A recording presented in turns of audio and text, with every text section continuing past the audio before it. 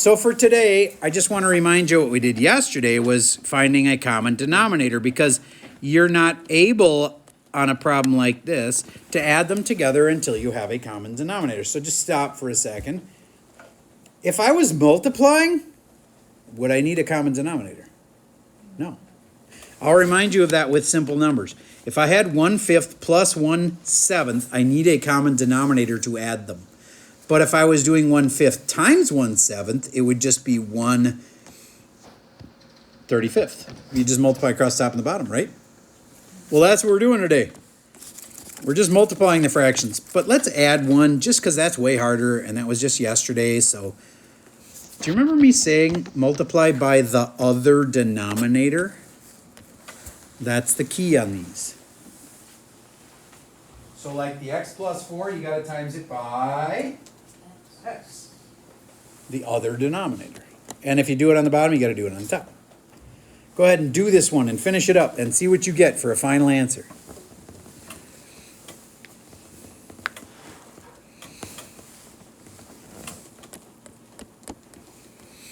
You may remember that I said don't multiply these out. Why not? Because then it's factored. If you multiply them all out, I'm just going to say that if you can factor it, you should. So don't multiply them out and then make yourself go back and refactor it. That's dumb. It's already factored right now. Leave it factored. Do you get how this side has also got the same exact denominator? Okay, then what's left on the top? 1 times x plus 4 is just x plus 4. Plus 2 times x is 2x.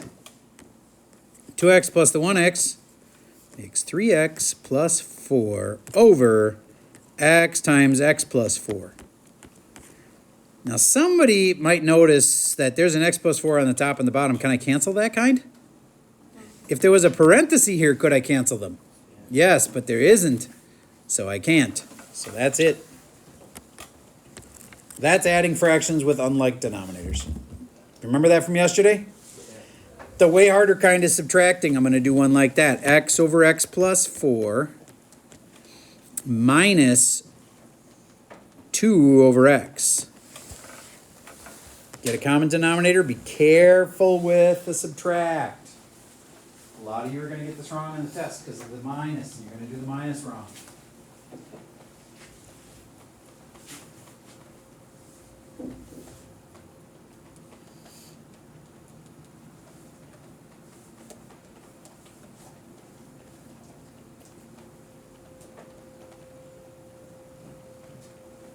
So this summer I've decided I'm going on a trip with a buddy.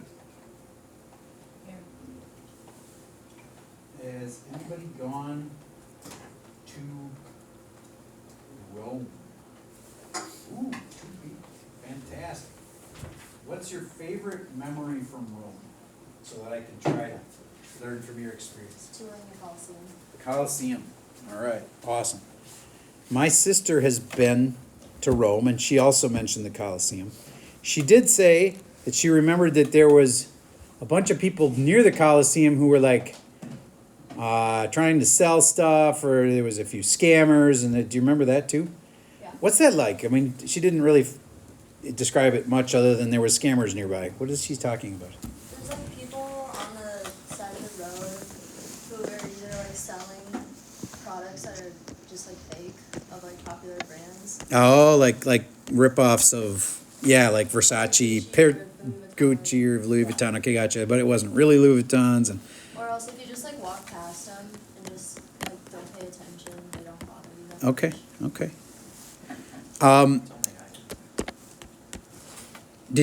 I know one of the things that she mentioned that she liked was the Sistine Chapel. Did you get a chance to see that? No. Okay.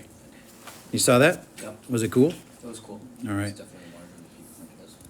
It was what? Larger than people. Larger. Oh, okay.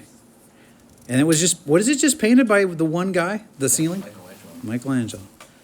Yes?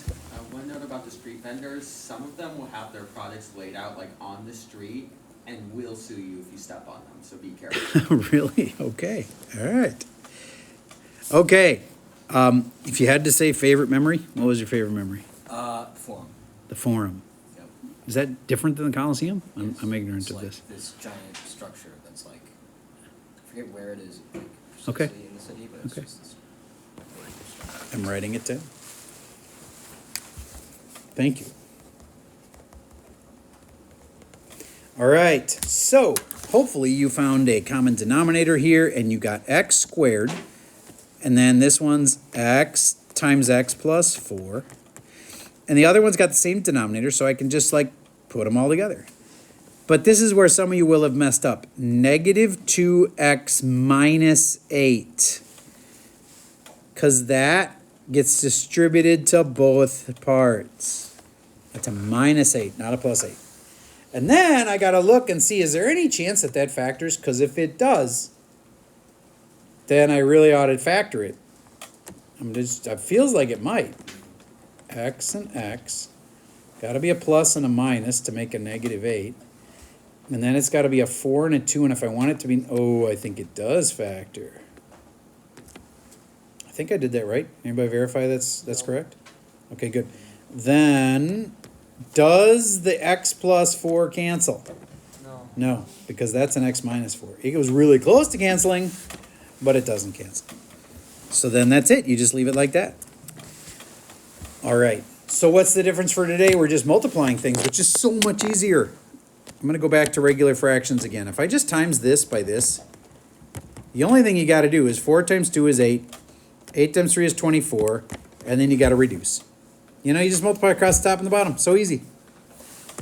This is 8 times 1 over 8 times 3. I like to factor, because if you can't factor it, you should. And there's my answer, 1/3. But what about dividing fractions? 2/3 divided by 1/5, for example. Well, then you don't divide. Remember, Cole? When you divide by a fraction, you flip the rightmost fraction and change the sign to an. You got it. And then I just multiply. 2 times 5 is 10. 1 times 3 is 3, 10/3. A lot of people ask, do I have to simplify that? No, that is simplified. Because like 3 and 1/3 is not simpler than that. We just leave it like that. All right. So there's dividing fractions when they don't have variables. Now it's got variables. X times x minus 3 over x plus 2. Let's go that way. And I'm going to say divided by, which right away I know I'm going to take and flip this next one over. Okay. So I'm going to say x squared minus 9 and x plus 2.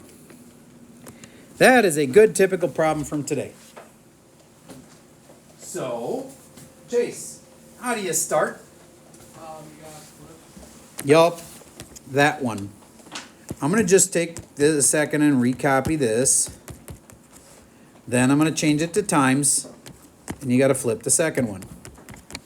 And then you got to follow my favorite rule. If you can factor it, you should. Do you see the part that can be factored? That part should be x plus 3, x minus 3. Why does that matter? Because then something will cancel. See how these two cancel each other out, and those two cancel each other out, leaving you with just an x on the top and an x plus 3 on the bottom? There's your answer.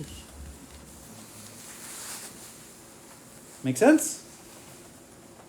Do you get that today is easier because you don't need common denominators? It's true. So much easier. All right, we're just doing the evens on today's worksheet. So pop out the worksheet. We're already there. Gonna have a lot of work time.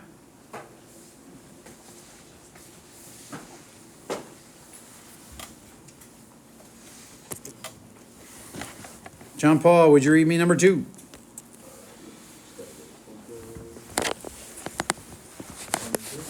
Please. 7x squared minus 28x over x minus 4 times 1 over 5x squared.